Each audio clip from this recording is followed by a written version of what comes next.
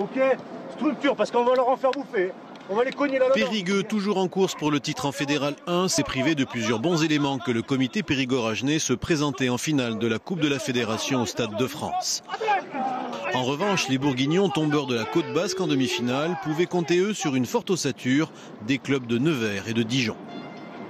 La clé, c'est nous. Voilà.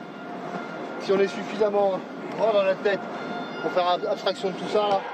D'ailleurs, d'entrée de match, la sélection bourguignonne va signer une entame très convaincante par l'intermédiaire de ses trois quarts.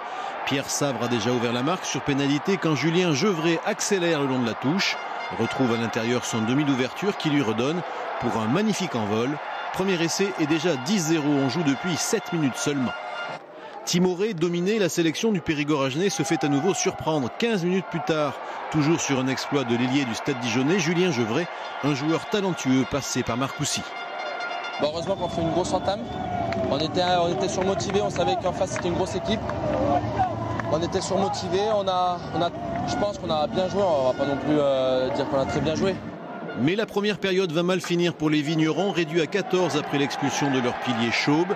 Les Bourguignons encaissent sur mêlée un essai de pénalisation pour un score de 20-13 à mi-parcours. Le deuxième acte verra le retour au score des Aquitains, grâce surtout à leur buteur, Mathieu Maillard, l'ancien Biarro, signe 3 pénalités. Bien qu'à nouveau réduit à 14 après ce carton blanc, les Bourguignons conserveront in extremis une courte avance pour finir par s'imposer 26-22, un grand bonheur.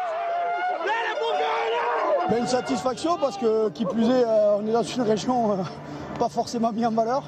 Donc c'est très bien parce que voilà, c'est un groupe de joueurs qui a appris à se connaître, qui a appris à travailler ensemble. Après on revient bien quand même, c'est dommage qu'on n'ait pas plus de réussite au pied sur la fin, mais on était peut-être un peu usé aussi, voilà, tout simplement.